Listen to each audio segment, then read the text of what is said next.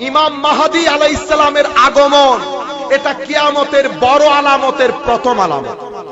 ইমাম মাহদীর সাথে হযরত ঈসার দেখা হবে কোথায়? মসজিদে আকসাতে। নাম মুহাম্মদ, বাবার নাম আব্দুল্লাহ। জন্মগ্রহণ করবেন মদিনা শরীফে। 40 বছর বয়সে বায়াতের কাজ শুরু করবেন।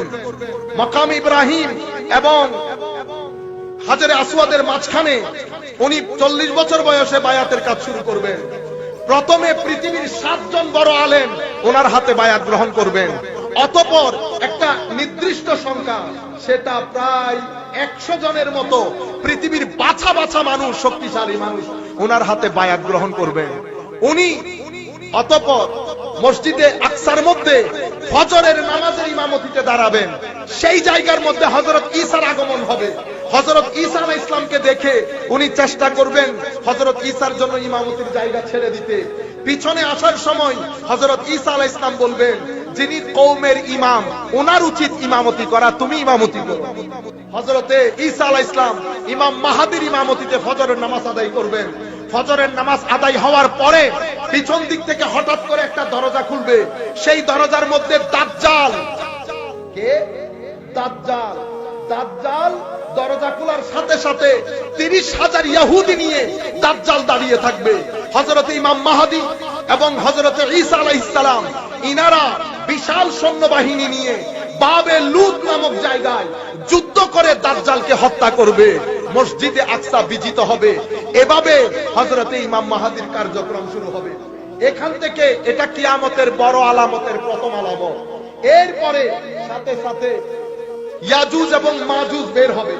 ইয়াজুজ এবং মাজুজ এটা ওই সময় ইমাম মাহদী আলাইহিস সালামের আগমন।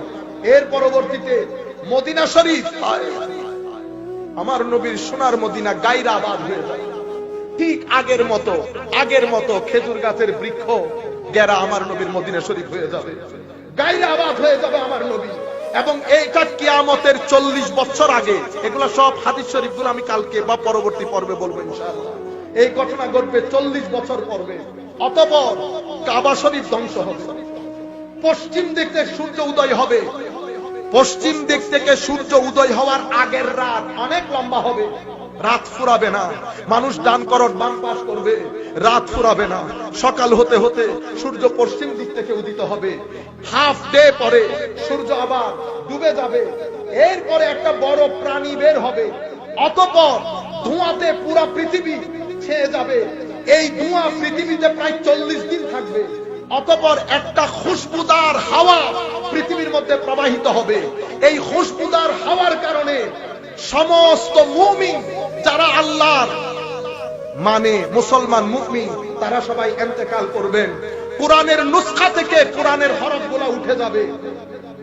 ইয়েমেনের হাদরামাউত থেকে একটা আগুন বের হবে।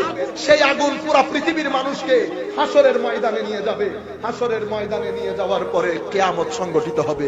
এই 10টা আলামত হযরত ইমাম মাহদীর মাধ্যমে শুরু হবে। এটা কিয়ামতের বড় আলামত, কিয়ামতের বড় আলামত।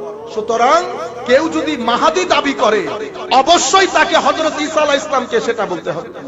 সেই যুগের দাজ্জালকেও চিনাইতে হবে। 3টা জিনিস একসাথে উঠবে।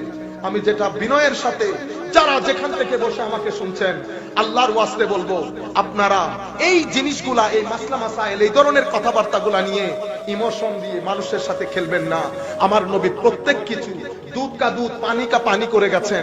কোন কিছুর ক্ষেত্রে আমার নবী উম্মতকে কনফিউজ রেখে যান নাই।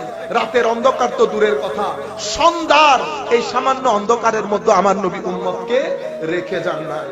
আমরা দোয়া করি আল্লাহর দরবারে মাওলাই করিম যেন আমাদেরকে আমার নবী কিয়ামতের যে আলামতগুলো বলে গেছেন, আমার আল্লাহ যেন আমাদেরকে এই ধরনের এটা পার্ট হওয়া থেকে আল্লাহ যেন আমাদেরকে বাঁচিয়ে রাখেন। মাওলাই করিম আমাদেরকে যেন হেফাজতের চাদরে আবৃত করে নেন। মাওলাই করিম আমাদেরকে যেন হেদায়েত করেন।